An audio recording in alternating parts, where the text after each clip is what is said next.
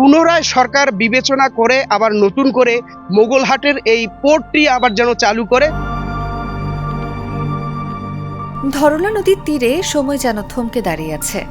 মোগলহাট স্থল বন্দর এক সময় যে জনপদ ছিল বাণিজ্য ও যোগাযোগের প্রাণকেন্দ্র, আজ তার স্মৃতির ভারে নুয়ে পড়া এক নীরব ইতিহাস। ব্রিটিশ আমলে 1887 থেকে 88 সালে গড়ে ওঠা এই বন্দর রেলপথে ভারত ও আসামের সঙ্গে সংযোগ স্থাপন করে অঞ্চলটিকে অর্থনৈতিকভাবে সমৃদ্ধ করেছিল।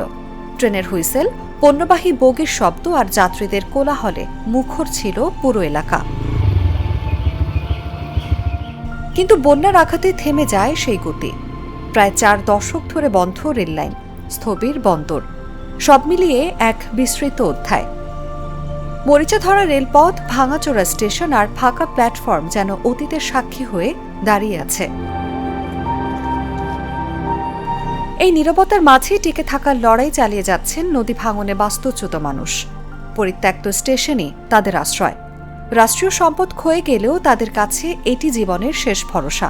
যতটুকু জানি যে এই ট্রেনে সাথে যে রেল সংযোগ ভারতের সাথে আমাদের ছিল, সেই সংযোগে আসলে দুদেশের যেমন আন্তরিক সম্পর্ক ছিল, ব্যবসায়িক সম্পর্কও কিন্তু এখানে ছিল।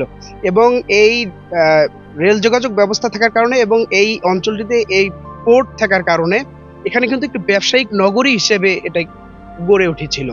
কিন্তু এই নদী তার গতিপথ পরিবর্তন করায় আসলে এই দুই দেশের যে যোগাযোগ ব্যবস্থা সেটি কিন্তু ভেঙে যায়। তবে গল্পটা শুধু হতাশার নয়। সময়ের সঙ্গে সঙ্গে মোগলহাট নতুন করে পরিচিত হচ্ছে পর্যটন সম্ভাবনার কেন্দ্র হিসেবে। ধরলার প্রাকৃতিক সৌন্দর্য, সীমান্তের আবহ আর ঐতিহাসিক স্থাপনার মেলবন্ধন দর্শনার্থীদের টানছে প্রতিদিন। এখানে যদি সুন্দর একটা পর্যটন কেন্দ্র তৈরি করা হয়, সেক্ষেত্রে যেহেতু দর্শনার্থী এখানে আসে বিভিন্ন জায়গা থেকে, সেক্ষেত্রে মনে হয় যে খুব ভালো হবে। স্থানীয়দের দাবি স্পষ্ট, বন্দরটি পুনরায় চালু করা হোক, না হলে পরিকল্পিত পর্যটন কেন্দ্র হিসেবে গড়ে তোলা হোক। এতে কর্মসংস্থান বাড়বে, অর্থনীতি পাবে নতুন গতি। পুনরায় সরকার বিবেচনা করে আবার নতুন করে মোগলহাটের এই পোর্টটি আবার যেন চালু করে।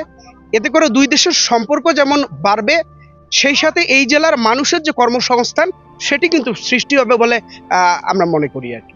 আমি আমাদের বন্দরের মন্ত্রণালয়কে আমি ডিও লেটার দিয়েছি এবং বন্দর মন্ত্রীকে আমি আহ্বান জানিয়েছি, উনি শীঘ্রই এটা ভিজিট করতে আসবেন। মোগলহাট তাই শুধু একটি পরিত্যক্ত বন্দর নয়, এটি অতীত, বর্তমান ও সম্ভাব্য ভবিষ্যতের সংযোগস্থল, এক নতুন সূচনার অপেক্ষায় থাকা জনপদ। নিউজ ডেস্ক, জাগো নিউজ।